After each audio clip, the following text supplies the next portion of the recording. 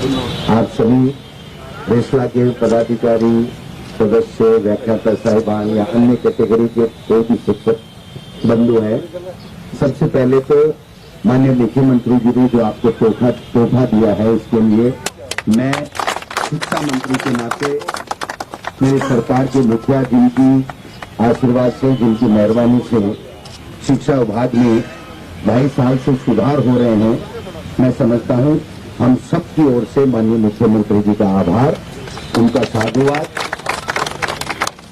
मेरे में अकेले में कोई ताकत नहीं होती, चाहे कोई भी शिक्षा मंत्री हो। अगर माननीय मुख्यमंत्री जी इस बात को नहीं समझते कि मैं इन शिक्षकों की समस्याओं का समाधान कैसे करूं, तो ये संभव नहीं हो पाता। उन्होंने कम से कम 30 मीटिंगें हमारी ली होंगी इस 2.5 साल में। कोई भी मुख्यमंत्री एक विभाग की इतनी समीक्षा बैठक नहीं लेता। जब भी हमने उनसे आग्रह किया, चला करके मंत्री कह रहा है कि समीक्षा कीजिए, जबकि पहले ऐसा होता नहीं था। और मुझे पता था कि मैं समीक्षा कराऊंगा, कमियां निकलेंगी तो मैं माननीय मुख्यमंत्री जी से वो काम आपके लिए करवा दूंगा। तो जब भी चाहे इंग्लिश मीडियम की बात हो, चाहे शिक्षकों के जो ज्यादा से ज्यादा उनको पारितोषिक देने की बात हो, चाहे समय सारणी आपकी जो डिमांड थी उसको ठीक करने की बात हो, चाहे नई स्कूलें इतनी बड़ी संख्या में खोलने की बात हो, चाहे शिक्षकों की अनेकों समस्याएं जो थी उसके लिए बात हो, मैं समझता हूँ ट्रांसफर भी कल परसों हमने कहा साहब एक बार और दे दो, हमें तो तकलीफ आएगी, लेकिन कुछ लोगों की सेकेंड ग्रेड के भी ट्रांसफर नहीं हो सके। थर्ड ग्रेड के लिए भी हम देख रहे हैं कैसे क्या हम उसको इंजाम दे सकते हैं, तो उसके बारे में भी हम चर्चा हमारे अधिकारियों के साथ कर रहे हैं। तो मैं समझता हूं कि जिस वर्ग को जो राहत हमारी सरकार दे सकती है, वो राहत हम 100% प्रदान करेंगे, क्योंकि आप सबके आशीर्वाद से, आप सबकी मेहरबानी के कारण से, राजस्थान की जनता के कारण से हम लोग सरकार में हैं। तो ज्यादा लंबी चौड़ी बात नहीं है। ये जो कुछ भी हुआ है ये माननीय मुख्यमंत्री जी के कारण से हुआ है। उनकी शिक्षकों के प्रति जो गहरी उनके आस्था है, वो हमेशा कहते हैं कि माँ बाप की जगह शिक्षक होती है, बच्चे को संवारता है। तो समझता हूँ कि जो सोच उनकी है काम करने की है। मुझे जब शिक्षा मंत्री का दायित्व दिया तो पहला कोटेशन मुझे याद है कि आज पिछली सरकार जब थी 8 से 13, उससे पहले वाले फर्स्ट टाइम मैं बना था, तो बोले मैंने थोड़े से अनुशासन के हिसाब से कड़े फैसले ले लिए और कर्मचारियों ने अगले चुनाव में उसका हिसाब चूकता कर दिया। तो अब की बार बोले ऐसा फैसला करो कि वो वापस प्लस आ जाए और दोबारा हमारी सरकार रिपीट हो जाए उनके बिना।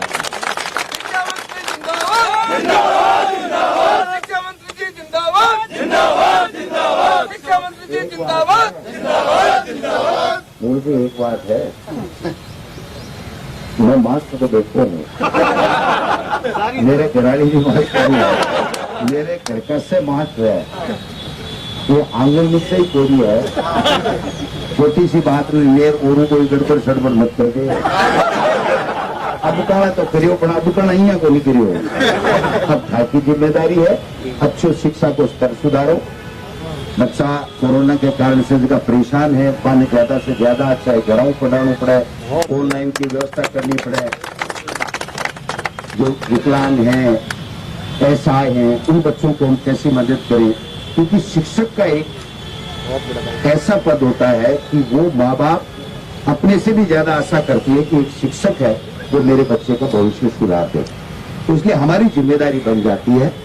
मैं समझता हूँ हम लोग, हमारी सरकार, हमारे माननीय मुख्यमंत्री जी, हमारे तमाम नेता, हम सब आपकी किसी भी समस्या के लिए हमेशा तत्पर रहेंगे उसके समाधान के लिए। आप लोग हमसे इतनी अपेक्षा करते हैं, वोट की बात हम नहीं करते हैं। वोट की बात करना बेईमानी है। अगर किसी को कुछ देख करके अपना निजी स्वार्थ साधता है तो वो व्यक्ति ठीक नहीं होता है। मैं तो आपसे इतनी आशा करूंगा कि जो गरीब का बेटा बेटी अपने स्कूल में पढ़ने के लिए आ रहा है, उसको ये महसूस करा दो कि प्राइवेट से ज्यादा हम लोग सरकारी के अंदर अच्छी व्यवस्था करेंगे। बाकी आपका जो फैकल्टी का स्टाफिंग पैटर्न है वो भी हम जल्दी से जल्दी पूरा कर देंगे। कर देंगे। माननीय मुख्यमंत्री जी ने कह दिया कि जो काम कर सकते हो कर दो, किसी का कोई काम बाकी रहना नहीं चाहिए। इतनी छूट देने वाला मुख्यमंत्री पहली बार मिला है कि इतनी शानदार तरीके से। मैं तो गदगद हूं कि मैं एक शिक्षक का बेटा शिक्षा मंत्री बना और मुझे अशोक गहलोत जी जैसे मुख्यमंत्री का आशीर्वाद मिला, उनका हमारे नेता के रूप में। उन्होंने हमेशा संबल देने का काम किया। मुझे 2.5 साल में एक दिन याद नहीं कि मुख्यमंत्री जी ने कहा दुकासरा जी ये क्या हो रहा है या ये क्या कर रहा है। इतना बड़ा फैसला लेते वक्त भी उन्होंने अपने अधिकारियों को यही कहा कि शिक्षा मंत्री जी को पूछ लो, वो सब समझते हैं शिक्षा में, उनको ठीक लग रहा है तो आप कैबिनेट में ले आओ, और कैबिनेट का एजेंडा नहीं होते टेबल एजेंडा करके और आपका ये काम तो बात में थोड़ी लंबी तारीख का याद रखनी है। बाकी सब लोगों को अगर फिर भी किसी भी शिक्षक के समुदाय में कोई भी प्रॉब्लम रहेगी, आप आराम से समय लेकर के 5 आदमी आओ, हमको बताओ, हम मुख्यमंत्री जी से जरूरत पड़ेगी तो वहां बात कर लेंगे। विधानसभा में हमारे पूर्णिया साहब ये याद दिलाते हुए कि साहब ये और रह गया है ना। जैसे आपको लेटर पैड नहीं छपाना तो इनको बोलने के लिए भी तो कोई मौका देना पड़ेगा ना। इनकी आवाज दूर तक जाती है, पीछे भी कोई ज्यादा चुभती है।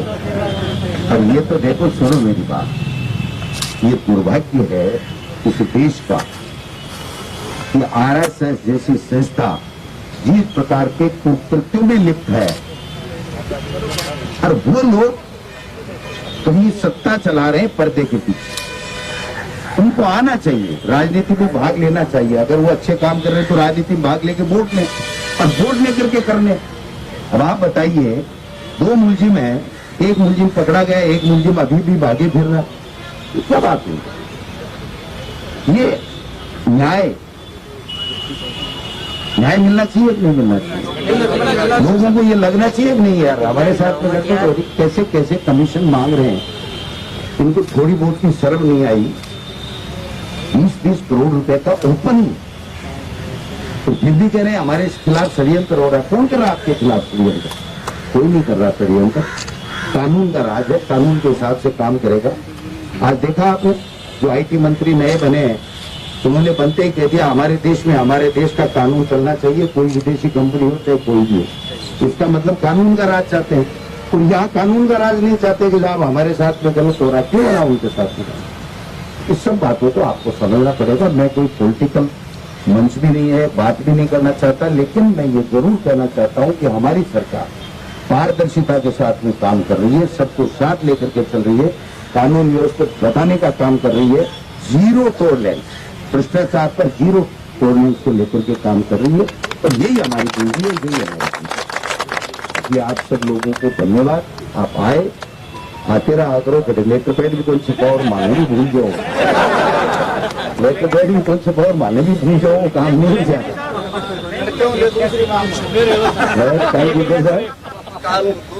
दूसरी मांग शुरू ऐसा कर दीजिए, पुरानी पेंशन पद्धति लागू करो, मत कर दो। मैं चीजा कानून से आएगी चीज है, कानून का मायने है। मांग ऐसी हो, आपको लगना चाहिए कि ये राजस्थान सरकार के हित की चीजें ये कर देगी और हमारे हित में है, और शिक्षक के साथ साथ छात्र हित में भी है। आप मांग करो, अभी कोई तकलीफ नहीं, समझ रहे बात को। लेकिन तो चीज हमारे बस में नहीं है वो। और देखो एक बात और करूँ तो लास्ट में थोड़ी सी कड़वी है, नाराज मत हो। अब तनख्वाह बढ़ावाड़ी मांगना कम करो, मेरी बात है। ये इसलिए मैं कह रहा हूँ कि देखो शिक्षक का महत्व, शिक्षक का पद, शिक्षक की गरिमा बहुत ऊपर है। एक बार ये पुरस्कार शिक्षक संगठन वाले मेरे पास आए थे, मैंने उस दिन भी बात कहते गुलदस्ते ले रहा और क्या माने फ्री में क्लास भेजो, माने वो भेजो, तो ठीक है। लेकिन साथ एक ही योजना ले रहा हूँ कि साहब माने बहुत नॉलेज है, मैं बहुत अच्छा विद्वान हाँ, माने राष्ट्रपति राज्यपाल पुरस्कृत कराया। शिक्षा विभाग के ढांचे को, गरीब के बेटे को शिक्षा अच्छी देने के लिए ये हमारे पास में सुझाव है, इसको आप लोग सरकार में आना तो अनका जब महंगी ले रहा हो ना, शिक्षा विभाग में आप बच्चा ने पढ़ावा के लिए, बाला अच्छी शिक्षा देवा के लिए आगे कने कोई ठोस कोई कार्य योजना है, ले रहा हो फिर देखो ठाकुर मेघरा स्वागत हो मारो करो इसलिए। अंत में एक ही बात कहना चाहूंगा कि जो ही कोरोना का ये गाइडलाइन वगैरह चेंज हो जाएगी, उसके बाद में माननीय मुख्यमंत्री जी का हम सब लोग आभार और अभिनंदन करेंगे। आपका जोश जो है वो देखिए बनता है। मैं मुख्यमंत्री जी को आपकी भावनाओं से अवगत करा दूंगा, हम सब लोग अवगत करा देंगे। वो भी अंदर बहुत खुश है कि यार ठीक है, शिक्षक अगर सही तरीके से सम्मानित हो रहा है और उसकी समस्याओं का समाधान हो रहा है तो हमारा समाज में मैसेज भी अच्छा जाता है। और जिस गरीब के बेटे और बेटी को शिक्षा मिलती है, अगर वो टीचर ढंग से पढ़ाता है अपने स्वस्थ मन से, तो उससे हमारे लोगों को लाभ भी मिलता है। तो ये अंतिम कड़ी जो हमारा बच्चा है, जो जिसको हमको शिक्षित करना हमारा उद्देश्य है, वो अगर ठीक तरीके से शिक्षित होगा, संस्कारित होगा, अच्छा आगे बढ़ेगा, तब जाकर के हमारा एक तरीके से अभिनंदन सरकार हो चाहे शिक्षक हो उसका होगा। आप सब लोग पधारे, आपने स्वागत किया, इसके लिए बहुत बहुत